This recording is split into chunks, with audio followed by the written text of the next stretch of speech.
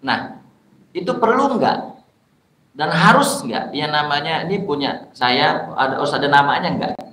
Menurut Malikiyah dan Syafi'iyah tidak perlu. Sebagaimana sabda Nabi Muhammad SAW tadi, riwayat Imam Bukhari, Imam Muslim dari Bunda Aisyah, nggak disebutin ketika Rasul membeli makanan orang Yahudi kan, memberi makanan orang Yahudi, membeli terus nggak ada duit, kan apa? Baju besi kan? Terus nggak disebutin milik siapa, ya kan? Mungkin orang bilang ya udah pasti milik Rasul gitu kan? Karena ada begini jamaah. Ada yang punya orang lain juga, mohon maaf lahir batin. Kalau Rasul mah enggak lah, jauh, nauzubillah. Enggak. Ini orang itu dari penadah, ada enggak dari penadah? Bisa jadi, karena enggak ada namanya di situ. Makanya pendapat Hanafiyah dan Hanabilah ini saya lebih setuju nih pendapat beliau. Yaitu kalau ya kondisinya juga memungkinkan ya. Perlu detail sebutin ini milik siapa. Untuk menghindari tadi sebenarnya hal-hal yang tidak diinginkan, yang bukan miliknya gitu kan. Tapi ini kan kondisinya kan nggak mudah juga. Kadang-kadang kalau perlu nama juga susah gitu kan. Apa gimana gitu. Kalau misalnya di badan bisa enak gitu, ada kontrak, ada surat gitu. Tapi kalau perorangan kan susah gitu. Mesti ada surat dulu mungkin ya. Nah itu jamaah. Jadi kalau Malikiyah Syafi'iyah ya tidak perlu untuk disebutin namanya. Ini gadai dari punya saya, nggak perlu. Ya silakan aja, itu sah sudah pegadaian. Terus kalau Hanafiyah dan Hanabilah ya perlu ya untuk disebutkan namanya. Itu jamaah yang dirahmati Allah Ta'ala ya.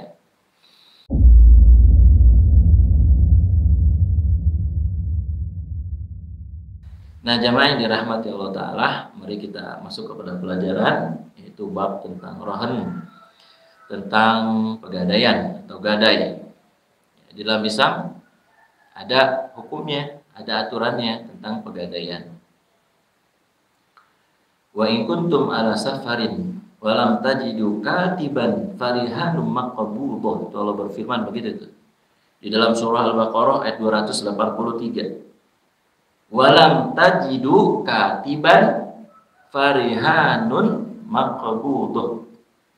Apabila tidak ada yang menulis atau tidak ada yang menjadi saksi gitu, susah untuk menulis, misalnya kamu tidak menemukan itu, ya kamu bisa farihanun maqbudah, memberikan gadai ya ketika berhutang. Boleh gitu ya. Jadi jamaah yang dirahmati Allah, ini firman Allah Subhanahu wa taala. Kemudian kita simak hadis Nabi Muhammad SAW. Ini nih mohon maaf Bapak, ada dua hikmah dalam hadis ini. Ini hadis dari Imam Muslim, Imam Bukhari ya. Dari Ibunda Aisyah radhiyallahu anha. An Aisyah radhiyallahu anha qalat. Dari Ibunda Aisyah radhiyallahu anha, beliau berkata, "Ishtara Rasul sallallahu alaihi wasallam min Yahudiyyin dir'an ta'aman dir'an rohan ya, atau dar'an." Jadi kata Nabi sallallahu alaihi wasallam, kata Aisyah, Ibunda Aisyah, bahwa Nabi sallallahu alaihi wasallam pernah membeli suatu saat dia pernah membeli sesuatu dari orang Yahudi. Dari Yahudi, min Yahudiyin, to'aman, makanan. Tapi nggak disebut dalam hadis ini makanan apa, nggak disebut, to'aman. Lalu nggak ada duit, Rasul nggak ada duit. Kan Rasul kita ini kan, karena ada yang nanya begini, Ustaz, Rasulullah itu sebenarnya kaya apa miskin sih gitu, ya kan? Gini Bapak, saudara, Rasul itu kalau dapat kenikmatan bersyukur. Kalau dapat ujian atau dapat kesusahan, beliau bersabar. Gitu aja. Kalau ditanya kaya atau miskin, Rasul lebih memilih sederhana. Bisakah Rasul kaya? Bisa. Cuman beliau lebih memilih sederhana karena beliau contoh teladan bagi seluruh umat manusia. Ya kan, maharnya aja Khadijah berapa? Coba. 100 onta. Ya kan? Mahar 100 onta. Jadi beliau termasuk orang kaya sebenarnya. Cuman beliau milih sederhana karena beliau sebagai sosok teladan bagi seluruh umat manusia. Jadi pada saat beliau gembira, pada saat beliau mendapatkan kesenangan beliau bersyukur, pada saat beliau mendapatkan kesusahan beliau bersabar. Ya kan? Dalam hadis riwayat Tirmidzi itu disebutkan bahwa kala lapar para sahabat Nabi, para sahabat Nabi mengganjal perutnya dengan satu buah batu. Jadi para sahabat Nabi kalau lapar mengganjal perutnya dengan batu, satu buah batu. Ternyata Nabi Muhammad SAW mengganjal perutnya yang mulia dengan dua buah batu. Rasulullah. Terus juga tidurnya juga di apa? Di tikar ya. Di tikar. Yang kalau bekas tidur ada bekasnya. Itu Rasulullah SAW. Dan di rumah Rasul itu tidak ada kursi, tidak ada meja. Karena memang secara kesehatan biar supaya peredaran darah mengalir kayak begini nih, lesehan sebenarnya bagus ya. Ngaji juga bagus. Alhamdulillah di Islam beda dengan gereja ya. Kalau di gereja duduk di kursi. Sebenarnya kalau Ustadz boleh di bawah ya nggak apa-apa di bawah. Kamera bisa diatur. Jadi kalau duduk di bawah itu lebih sehat, peredaran darah lancar, ya, lebih baik. Maka sahabat-sahabat dulu waktu taklim Nabi, ya, lesehan. Jadi bukan Rasul nggak mampu beli kursi atau meja, karena Rasul lebih senang duduk di bawah. Itu kerendahan hati dari Nabi Muhammad SAW. Bukan berarti nggak mampu, dia mampu, tapi beliau lebih memilih duduk di lesehan. Gitu Rasulullah SAW. Jadi Rasul ini pernah lapar mengganjal perutnya dengan batu 2 buah. Pernah juga puasa kan? Gak ada makanan, puasa sunnah. Itu Rasulullah. Pernah juga kata Ibunda Aisyah menuturkan bahwa dalam 1 bulan nggak masak. Rasulullah.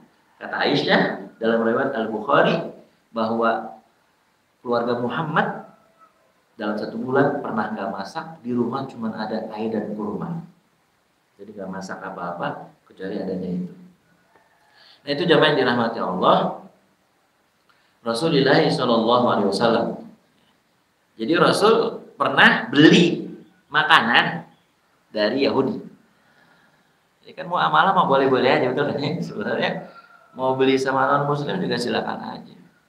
Nggak ada larangan ya, silakan.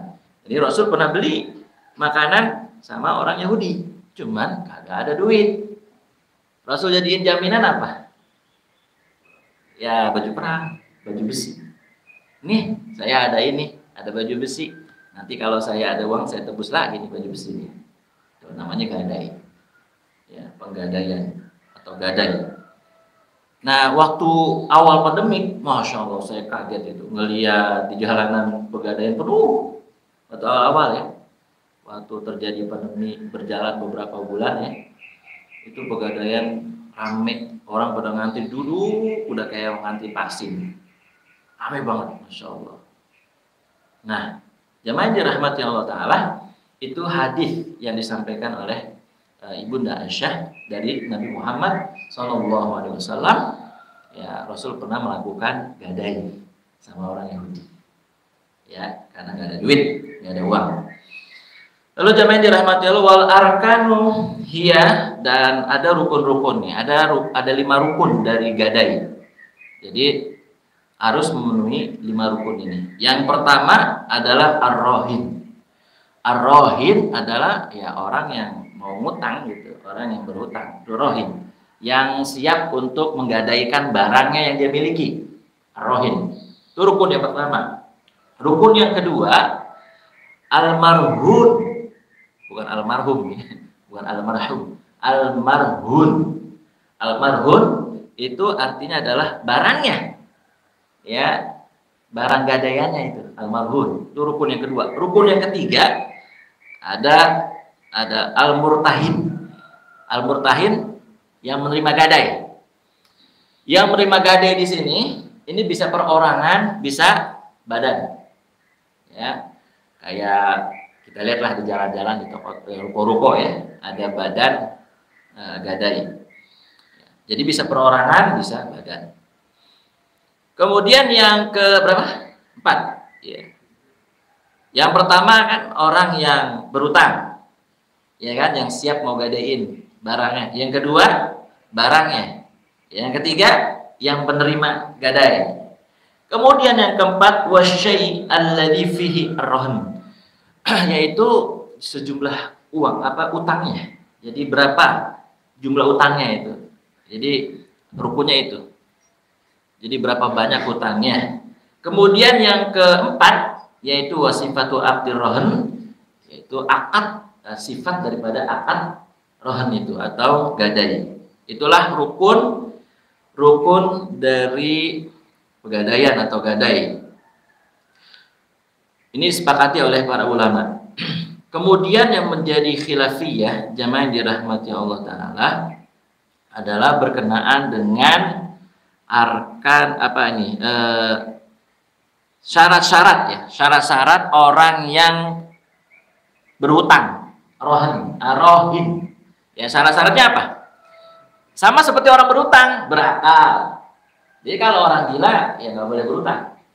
Ya, jadi waras, akil baligh, sudah balik. Ya samalah. Ya, gadai juga syarat-syarat sama dengan orang yang berhutang.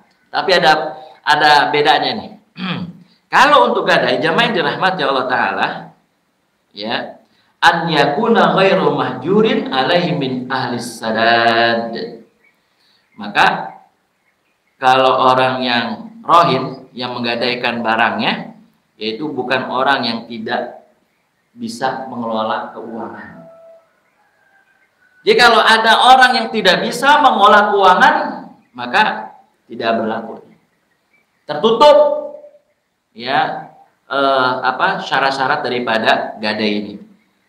Jadi jangan sampai ini orang yang menggadaikan adalah orang yang tidak bisa mengelola uang atau boros. Dulu bisa berabe itu, bisa nggak kebayar nanti, bisa nggak dibayar utangnya gitu. Itu yang menjadi tambahan jamaah yang dirahmati Allah. Kemudian yang disepakati oleh Imam Malik dan Asy-Syafi'i,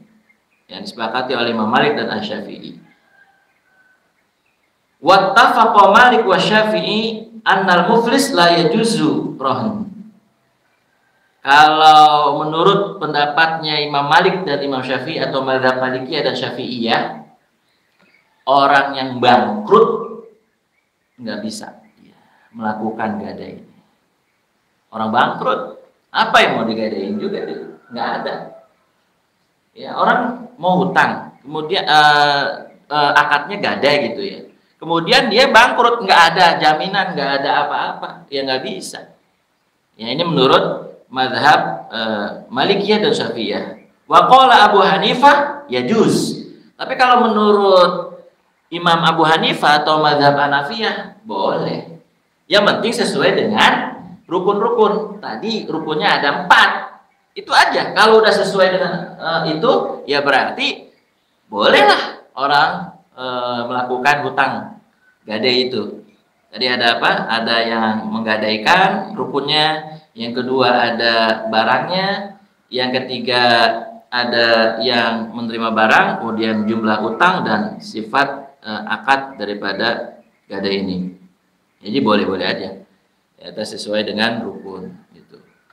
Kemudian jamaah yang dirahmati Allah Ta'ala, ini yang menjadi perbedaan dari mazhab Malikiyah itu, waqtalafa qaulu Malik adalah fil ladzi ahata dain bimalihi hal yajuz rohan. Kalau misalnya gadainya itu bukan barang seperti emas, logam mulia, jadi gadainya bukan itu, tapi gadainya dalam bentuk dia ngutangin orang gitu.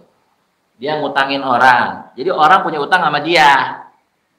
Sedangkan dia nggak punya barang berharga untuk digadaikan, tapi ada orang yang punya utang sama dia.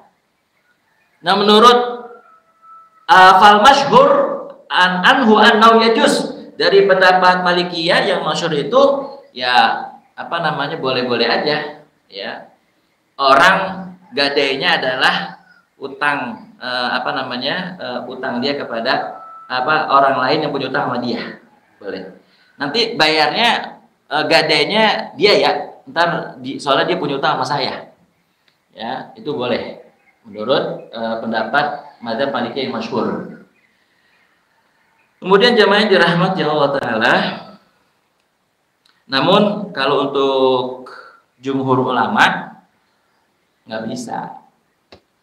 Jadi kebanyakan ulama bilang ya harus bentuk barang gitu, kayak logam mulia, barang-barang yang memang layak dijual lagi gitu. Jadi bukan bentuknya utang juga gitu. Ya walaupun memang dia punya utang. Nanti khawatirnya juga mungkin terjadi ya yang sana nggak bayar utang juga, susah bayar utangnya mungkin gitu ya. Jadi jumhur ulama nggak bisa seperti itu gadai. Ya ntar bayarnya kan kalau Rasulullah begini ya bapak-bapak ya, saudara. Kan ada yang mau ngutang sama Nabi.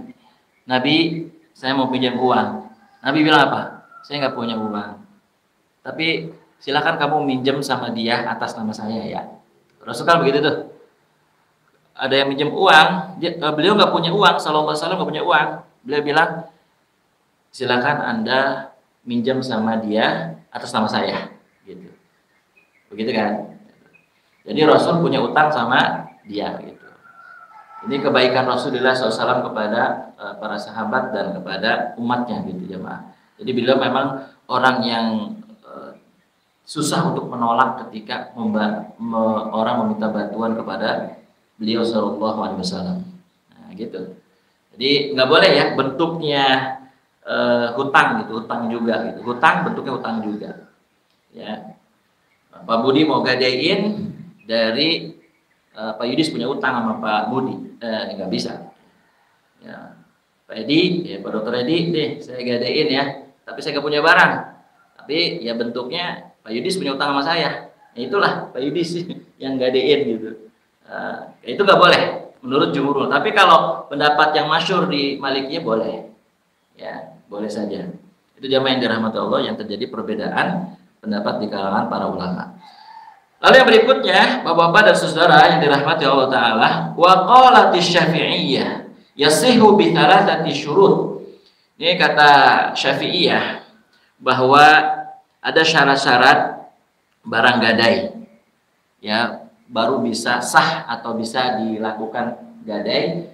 Barang-barangnya apa aja syaratnya? Ada 3 kata Imam Syafi'i atau madzhab Syafi'iyah. Al awal an yakuna ainan fa innahu la yajuz an yurahin ad-dain. Yang pertama harus bentuknya barang. Harus bentuknya barang. Jadi yang tadi bentuknya kayak tadi utang itu tuh ya nanti bayar gadainya sama yang minjem orang yang punya utang sama saya, itu nggak bisa. Menurut madzhab Syafi'i ya, ini mesti barang, bentuknya barang gitu.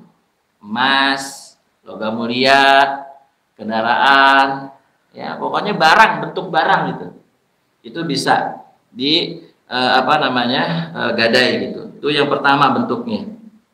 Kemudian yang kedua, ats-tsani an la yamtani'u isbatu yadir rahin alal murtahin alaikal mushaf.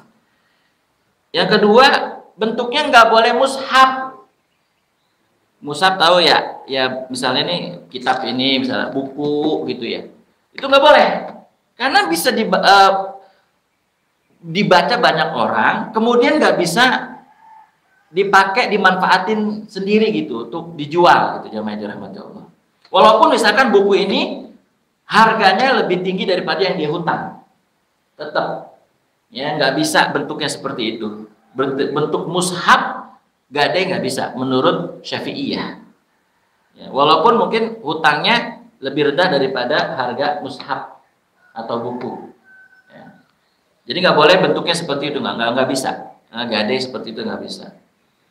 Karena buku ini kan dibaca, mushaf ini dibaca. Ya kan dibaca gitu, nggak kayak emas gitu, nggak kayak logam mulia kan bisa dijual dan untuk pribadi gitu, dimanfaatkan untuk pribadi. Tapi kalau mushaf kan bisa dibaca banyak orang gitu ya. Jadi agak aneh juga sih kalau gadai. Emang ada gadai mushaf ya? Kayaknya nggak ada ya. Mungkin kalau perorangan nggak tahu ya. Ini menurut Syafi'iyah. Kemudian syarat yang ketiga, ats-tsalits antakuna al-ain qabilatan lil bai' inda hululil ajal. yaitu barang yang layak dijual. Layak dijual, jangan barang yang ngikutin tren di masyarakat. Seperti misalkan pohon jada bolong. Pohon jada bolong, ini kan suatu waktu, tahu sendiri kalau lagi ngetren aja mahal. Sampai 50 juta, 100 juta. Kalau udah gak ngetren, turun. Kesian nanti yang menerima gadai. Jadi sama batu akik, nggak bisa itu batu akik. Ya kalau lagi musim doang, ya kan. Kalau lagi kamu coba waktu ngehis kan, masya Allah harganya gila-gilaan itu. Harganya luar biasa sampai kayak pohon. Padahal cuma begitu doang tuh pohon, bolong-bolong doang. Masya Allah, ada yang main kan itu emang. Harganya luar biasa. Tapi pas sudah ini kan nggak ngasih lagi turun, wah nggak ada yang nggak laku kayak begitu. Sama batu akik juga sekarang udah mana orang, ya kan? Ya sekali-kali saya pernah ngelihat lagi sujud. Wah, saya nggak khusus, saya melihat orang di kaki pakai batu akik, masya Allah banyak amat kan. Ya, luar biasa ya jemaah. Saking cintanya sama batu akik, ya kan. Sampai karpet masjid dibuat ngelap, ya kan, buat apa ngelas apa batu akik ya. Tapi itu nggak termasuk kata Syafi'iyah. Jadi barangnya yang layak dijual, ya. Nggak bisa ngikutin ngetren masyarakat karena harganya bisa jatuh suatu waktu. Itu jamaah yang dirahmati Allah Ta'ala. Yang berikutnya, Bapak-bapak, saudara, jamaah yang dirahmati Allah Ta'ala,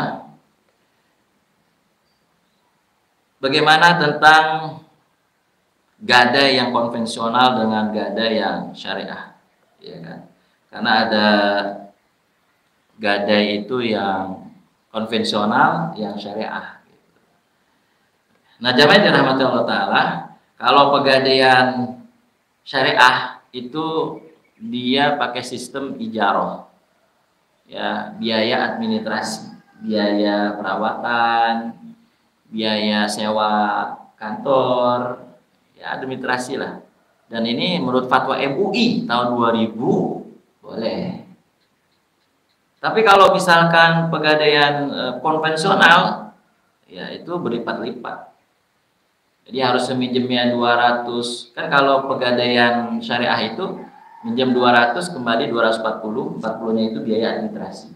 Tapi kalau pegadaian konvensional bisa 200 300 bisa. Ya. Bisa berlipat-lipat ya. Karena apa? Ada bunga yang terus-menerus bertambah. Nah, ini yang tidak dibolehkan. Jadi kalau ijaroh biaya administrasi itu boleh sesuai fatwa MUI tahun 2000 insya Allah. Ya, karena untuk biaya-biaya security, bayar security, biaya pemeliharaan barang ya, pegadaian itu kan butuh biaya gitu. Kemudian jamaah yang dirahmati Allah, yang berikutnya, bolehkah ya yang barang gadai itu dimanfaatkan gitu, mau perorangan maupun badan ya. Boleh nggak itu dimanfaatkan? Misalkan gadai apa ya? Gadai yang dimanfaatkan apa? Soalnya saya belum pernah sih gadai-gadai begitu. Ya mobil, boleh nggak tuh dimanfaatin gitu, dipakai buat apalah gitu ya, dimanfaatin. Kalau jumhur ulama tidak boleh. Tidak boleh dimanfaatin. Ya. Dia harus menjaganya saja tanpa dimanfaatin. Karena kalau dimanfaatin jadi riba. Hadisnya terkenal banget tuh di Bulughul Maram, banyak hadisnya. Kullu qardin jarra nafa'an fahuwa riba. Setiap ya, ada pinjaman atau pinjaman yang dimanfaatin yaitu riba. Riba qarad. Jadi nggak boleh dimanfaatin. Tapi ada sebagian pendapat ulama dari mazhab Hanafiyah, sebagiannya ya, itu mengatakan boleh dimanfaatin gitu. Ya yang penting kan bensinnya bensin yang bayar bensinnya dia gitu. Terus kalau ada macam-macam kerusakan dan sebagainya tanggung jawab dia dan seterusnya. Itu boleh. Tapi saya lebih seret di jumhur ulama yang mengatakan tidak boleh dimanfaatkan karena kalau dimanfaatkan akhirnya jatuhnya riba. Nah, jamaah yang dirahmati Allah Ta'ala, kalau misalnya gadai itu apakah harus disebut barangnya milik saya atau tidak.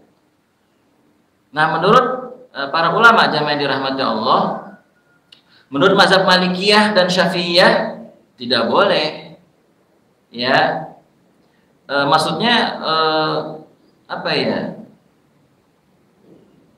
Nggak perlu lah, bukan tidak boleh, nggak perlu untuk menyebutkan nih barang milik saya, nggak perlu. Misalkan kalau logam mulia kan nggak ada nama ya, atau udah ada nama sekarang? Belum, cuman sertifikat aja kan ya. Nah, itu perlu nggak dan harus nggak yang namanya ini punya saya, harus ada namanya nggak? Menurut Malikiyah dan Syafi'iyah tidak perlu, sebagaimana sabda Nabi Muhammad SAW tadi, riwayat Imam Bukhari, Imam Muslim, dari Bunda Aisyah, nggak disebutin ketika Rasul membeli makanan orang Yahudi kan, memberi makanan orang Yahudi, membeli terus nggak ada duit kan, apa, baju besi kan, terus nggak disebutin milik siapa, ya kan? Mungkin orang bilang ya udah pasti milik Rasul gitu kan. Karena ada begini jamaah, ada yang punya orang lain juga, mohon maaf lahir batin. Kalau Rasul mah enggak lah, jauh, nauzubillah, enggak. Ini orang itu dari penadah, ada nggak dari penadah? Bisa jadi karena nggak ada namanya di situ. Makanya pendapat Hanafiyah dan Hanabilah ini saya lebih setuju nih pendapat beliau, yaitu kalau ya kondisinya juga memungkinkan ya, perlu detail, sebutin ini milik siapa, untuk menghindari tadi sebenarnya hal-hal yang tidak diinginkan, yang bukan miliknya gitu kan. Tapi ini kan kondisinya kan nggak mudah juga, kadang-kadang kalau perlu nama juga susah gitu kan, apa gimana gitu. Kalau misalnya di badan bisa enak gitu, ada kontrak, ada surat gitu, tapi kalau perorangan kan susah gitu, mesti ada surat dulu mungkin ya. Nah itu jamaah. Jadi kalau Malikiyah Syafi'iyah ya tidak perlu untuk disebutin namanya, ini gadai dari punya saya, nggak perlu. Ya silakan aja, itu sah sudah pegadaian. Terus kalau Hanafiyah dan Hanabilah ya perlu ya untuk disebutkan namanya. Itu jamaah yang dirahmati Allah Ta'ala ya. Nah, tadi saya sebelum menyampaikan bahwa kalau dalam Islam itu gadai secara lughah ya, lughatan artinya adalah al-habsu atau as-subut. Al-habsu itu artinya adalah menahan sesuatu yang berharga. Jadi barangnya berharga gitu. Ya, secara istilahan ya, ja'lul mal wa thiqah 'ala ad-dain liyastawfiya minha 'inda ta'adzara al-wafa.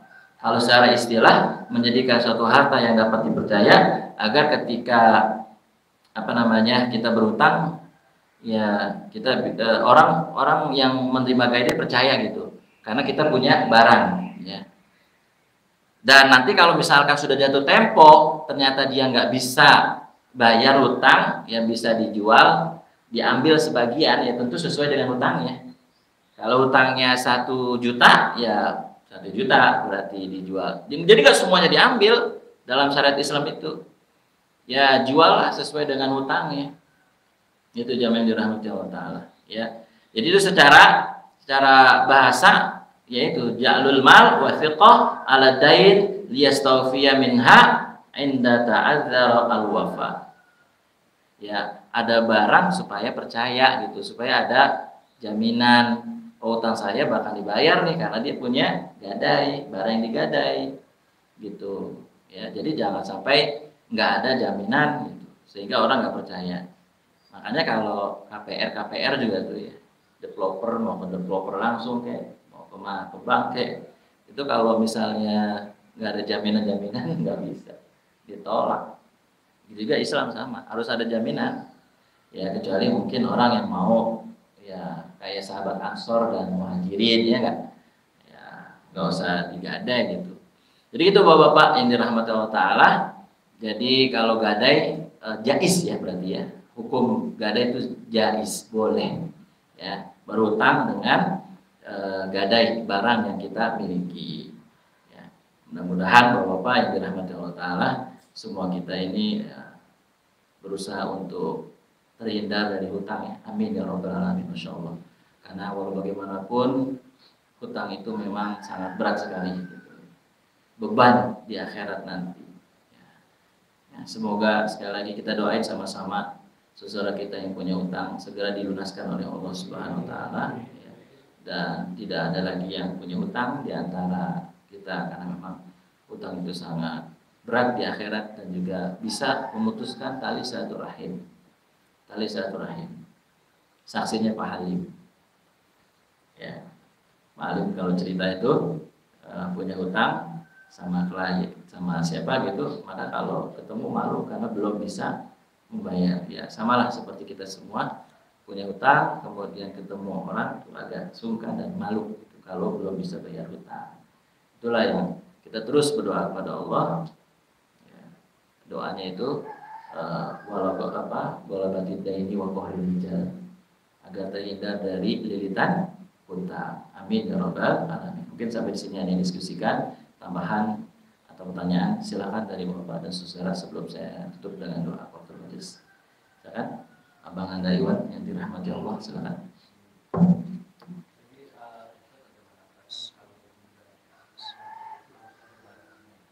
Gimana? Ya.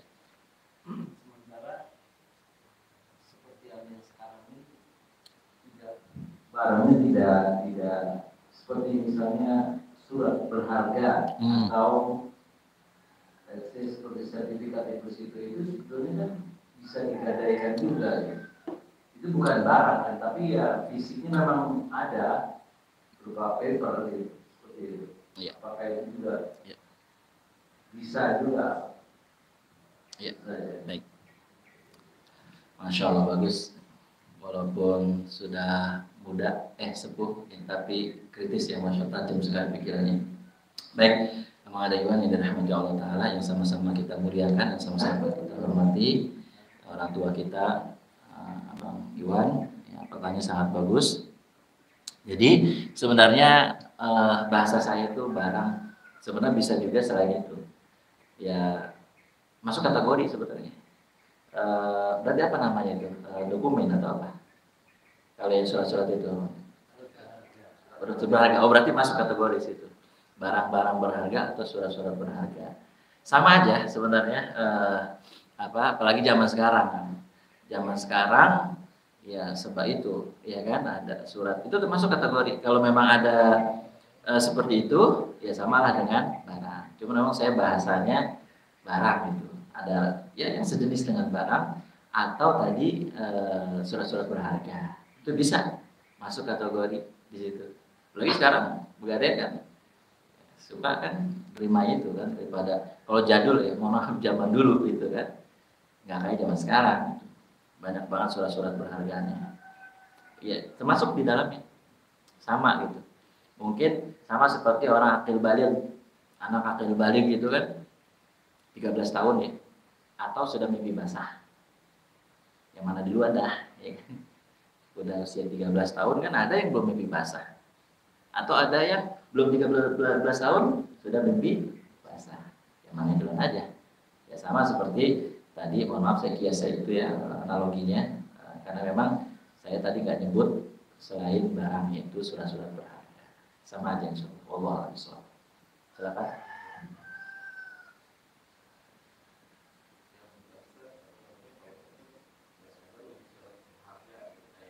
Ya. Tekan lama, ya. Tekan yang lama sampai hijau. Nah, kalau bilang Pak Iskandar lebih kepada surat berharga, gitu, yang memang itu bisa dibilang bernilai, dalam artian itu bisa diuangkan dengan deposito dan melakukan ada obligasi dan lain-lain. Tapi kalau ini pengalaman orang tua yang pegawai negeri, biasanya menggadaikan SK. Iya, surat. Nah, apakah itu tidak termasuk? Karena saya kira itu bisa dibilang bukan satu hal yang bisa diuangkan, karena itu SK surat. Iya.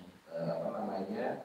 Kerja, itu termasuk apa tidak termasuk? Karena itu bisa lama tuh, sampai pensiun SK-nya masih digadai kan? Iya. Baik. Baik, alhamdulillah. Saya jadi teringat waktu kasus apa ya di TV itu pejabat ramai-ramai menggadaikan SK ya untuk macam-macam ya, untuk macam-macam keperluan. Jadi ternyata ya mungkin nggak tahu ya apa usahanya nggak ada atau cuman kerjanya itu sehingga akhirnya SK jabatan yang apa namanya ini DPR ya, Pak Idis ya, DPR gitu, bukan PNS ya. DPR itu dulu waktu rame-rame. Nah, jamaah yang dirahmati Allah Ta'ala, ini kalau yang murtahin pasti yang terima lah yang kayak gitu-gitu kan, nggak mungkin ditolak ya kan, apalagi yang ada jaminan lah gitu. Walaupun nggak bisa dijual, tapi kan sebenarnya substansinya itu dia ada jaminan kan, ada istilahnya si murtahin ini tenang lah gitu. Oh iya, ini dia ada sama seperti surat berharga, termasuk SK masuk di dalamnya. Saya tadi nggak nambahin lagi, jadi lengkap lah sudah nih, ya kan? Ada barang-barang yang bisa layak dijual. Kalau zaman dulu ada SK, mungkin SK juga bisa. Dulu kan belum ada SK. Jadi bagus sih kalau misalnya apa namanya guru lah gitu kan yang udah dibilang dia tidak bisa berusaha yang lain, betul, hanya mengajar saja. Benar.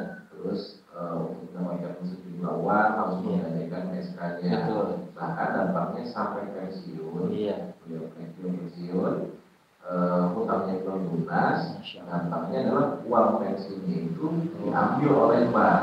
Oh, nah itu maksudnya sebenarnya kalau di situ hukumnya bagaimana? Apakah boleh kalau saya secara lama melihatnya itu tidak boleh, maksudnya itu artinya jadi zolim kan, maksudnya sampai sudah pensiun akhirnya pensiun juga nggak bisa didapat karena harus diambil oleh bank potensinya, karena menurut saya hutangnya gitu.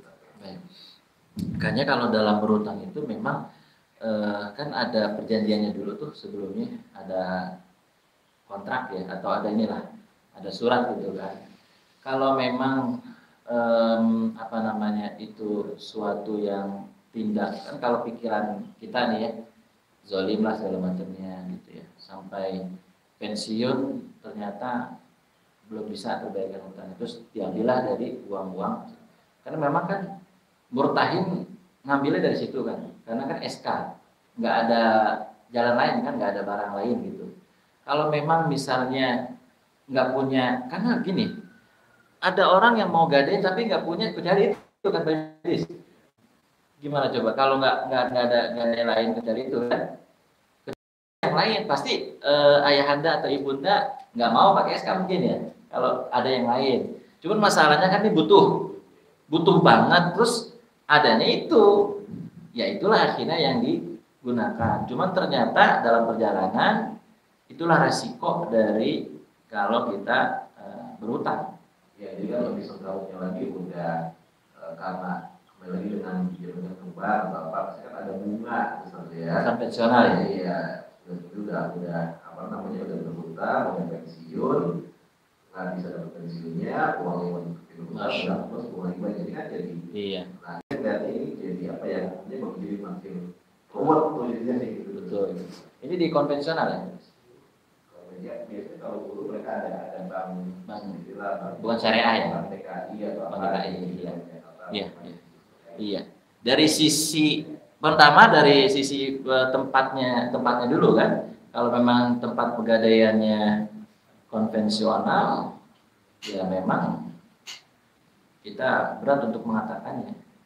Memang kalau dari sisi itu aja, tempat dia menyimpan gadai aja kan sudah sebenarnya kurang kan, kurang tepat ya, karena memang bisanya di situ ya, karena kalau PNS tidak punya pilihan, nggak punya pilihan di situ ya.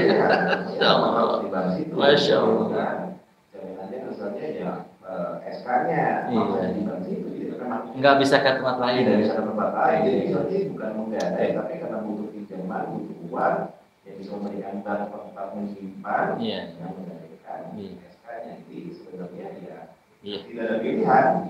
Secara hukum memang itu jelas zalim ya, karena kan dari sisi apa hukum aja itu bukan syariah kan, konvensional pastinya kan, itu juga udah ketahuan zalim ya kan, pasti yang namanya riba itu ya zalim konvensional. Cuman kan nggak ada istilahnya apa ya, susah kan.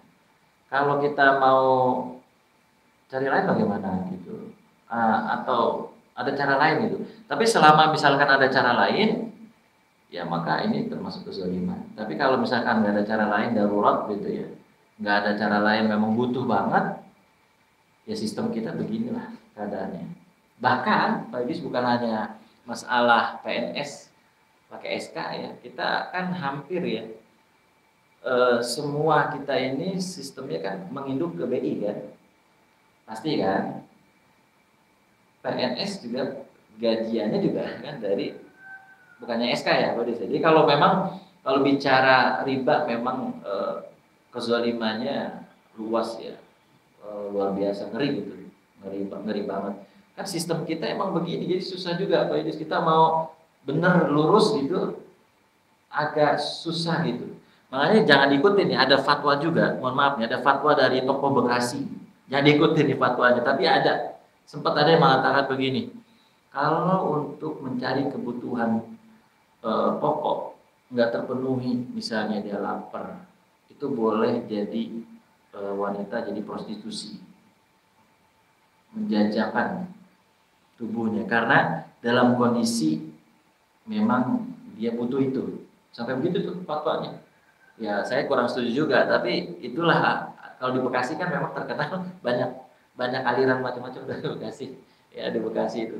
Jadi sampai berfatwa demikian, termasuk tadi yang riba tadi itu. Karena kondisinya memang tidak, termasuk ya KPR rumah, kredit motor, ya kan? Karena Darul Ifta Mesir juga membuat fatwa sih. Darul Ifta Mesir itu membuat fatwa bunga bank itu halal. Begitu. Jadi itu kan DIM, Darul Ifta Mesir itu ulama internasional yang juga nggak dianggap remeh, keilmuannya diakui dunia. Ya kan? Jadi bukan masalah ribanya, kalau riba udah pasti, cuman masalah perbedaan pendapat di bunga banknya, bunga bank, iya kan? Jadi ya ntar bisa dilihat deh fatwa dari Darul Ifta Mesir. Saya bukan berarti mengkampanyekan bunga bank ya halal atau enggak, tapi itulah pendapat dari Darul Ifta Mesir yang memang berbeda dengan mungkin mainstream kali ya, wallahu a'lam bishawab itu. Tapi kan Darul Ifta Mesir juga enggak sembarangan ulamanya. Di situ duduk ulama-ulama yang mumpuni ya, yang luar biasa ya. Tapi ya beda lah, beliau mengatakan beda, bunga bank itu enggak riba gitu katanya beliau gitu. Tapi saya belum mendalami betul, sekilas saja fatwanya tersebut. Pernah dulu mengharamkan Darul Ifta Mesir, kemudian dirubah revisi fatwanya menjadi boleh bunga bank itu. Tapi saya belum mendalami gitu Bapak, tapi bisa nanti banyaklah kita mencari di searching di Google juga banyak ada gitu ya insyaallah. Baik Pak Idris, jadi kalau kondisinya seperti itu kan udah terjadi nih, kan sudah terjadi, ya berdoa saja sama Allah taubatan nasuha, karena dari sisi sistemnya aja udah salah kan gitu. Bagaimana kita mau menjawab ini sementara tempatnya menaruh SK itu juga kurang kan, kurang tepat, dan memang nggak ada pilihan ya. Maka taubatan nasuha, mohon kepada Allah untuk bisa melunasi semua gitu utang-utangnya, karena memang nggak ada pilihan. Mungkin juga bisa membantu kaum muslimin ya. Mestinya bersyirikah ini ya, atau bergabung kaum muslimin kalau pengen mengentaskan riba, ya emang nggak ada cara lain ya, saling bahu membahu, tolong menolong. Cuman masalahnya ada nggak yang mau bantu kaum muslimin yang minjem uang sekian ratus juta, ya kan? Kalaupun punya, kayaknya berat untuk memberikan. Karena ada pengusaha dalam Taman Siliwangi, Ustadz, saya terpaksa minjem uang di banknya konvensional. Karena kalau bank syariah sama kata dia, cuma beda di istilah, kata gitu kata dia ya. Cuma beda di istilah. Mohon maaf. Kata dia nih ya, kata pengusaha itu. Kata lebih sulit katanya kalau di non konvensional katanya gitu katanya. Termasuk yang muamalat pernah geger tuh. Giliran mohon maaf, pengusaha Cina dimudahin, giliran pengusaha muslim disusahin. muamalah, tapi kayaknya udah dievaluasi kayaknya sih. Karena saya kenal itu petinggi-petingginya, dia ada yang tinggal di Bekasi. Orang tuanya punya anak yang kerja di situ, di petinggi muamalah. Dia akuin memang salah direkturnya atau salah siapa saya nggak ngerti, oh salah dia. Ya. Giliran muslim, pengusaha muslim mau minjem berusaha susah banget jalannya itu. Tapi giliran yang ini, ya mohon maaf, pengusaha Cina langsung cair. Dan akhirnya nggak bayar. Jadi masalah mohon maaf. Nah, kita kembali nih kalau mau menghindari riba ya saling bantu membantu, saling tolong menolong.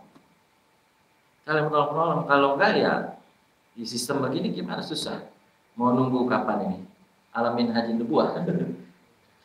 Imam Mahdi ya. Kan susah juga gitu. Sistemnya udah begini. Bahkan yang kemarin ini Zaim Saidi ya kan buat pasar mall tadi ditangkap. Iya, kan ditangkap kan? Terus bebas kan sudah kan? Alhamdulillah kan? Padahal cuma begitu doang kan ya? Karena mungkin ada undang-undang ya, yang undang-undang yang dia langgar karena ada mata uang selain rupiah katanya. Yaitu dirham dan emas yang nggak berlaku di Indonesia dan seluruh dunia. Katanya begitu kan? Nah, akhirnya kita susah pengen berubah gitu. Dalam lingkaran kayak begini emang susah banget. Emang enakan jualannya aja tuh dimsum Pak Muhtar, ya, Pak Yempek kan. Udah aman, tinggal tunggu pembeli aja dah. Tinggal pembeli datang ya kan, udah aman. Ini aja Pak Anwar Ropik lucu banget nih, Pak Anwar Ropik ya, Pak Anwar ya. Ustaz, doain saya pengen jadi petani ya Pak. Dimigas kan dia, dimigas katanya. Saya lebih suka jadi petani. Saya bilang, sayang dong tafsajannya ini kan. Sekolah kuliahnya sayang gitu. Mungkin ya sistem di Indonesia amburadul kali, jadi orang nggak betah kali ya. Padahal enak kan posisinya Pak Anwar udah lumayan kan, udah naik jabatan. Ya. Cuman katanya saya lebih suka jadi petani. Jadi pengennya jadi petani gitu. Itu luar biasa jadi petani ini, Masya Allah. Ya gitu Pak, sabar aja Pak Yudis. Mudah-mudahan ada jalan keluar ya. Jadi belum sampai sekarang belum ini kok dia. PNS. Nomor tua ya. Tapi udah selesai. Iya.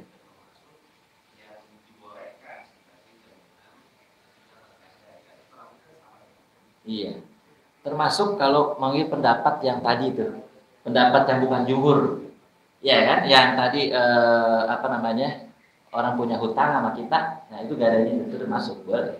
Termasuk yang tadi sudah berharga itu yang bagian pendapat yang tadi, yang memang membolehkan bentuk lain gitu, selain daripada barang gitu, ya kan? Ya boleh tadi orang yang punya hutang. Kalau contoh zaman dulu itu orang yang mungkin orang yang punya hutang kemudian kita jadiin gade dia, nih dia punya hutang sama saya nih, ya termasuk SK, termasuk yang tadi. Wallahu a'lam bishawab. Baik, mudah-mudahan ya siapapun kaum muslimin yang mengalami peristiwa yang disampaikan Pak Yudis diberi kemudahan ya Yudis ya. Amin ya rabbal alamin ya. Mertua Pak Yudis ataupun siapa ya yang mengalami hal serupa ini diberikan kemudahan ya. Kalau boleh banget SK. Mau SK surat berharga, yang penting kalau nggak ada pilihan ya mau gimana lagi. Jadi kalau ada pilihan ya bisa di tempat yang mungkin syariah. Ya? Ya? Oh bisu, ya benar. Kan lagi tren juga ya. Jual beli sertifikat vaksin. Waliyadzubillah. Baik, cukup ya Bapak yang dirahmati Allah dan siang dan segala suruh. Kita tutup dengan doa qadul majlis. Subhanallahi wa bihamdika asyhadu an la ilaha illa anta astaghfiruka wa atubu ilaik. Sampai berjumpa kembali. Saya doain Bapak-bapak semua masuk bersama keluarga besar ke surga Firdaus. Assalamualaikum warahmatullahi wabarakatuh.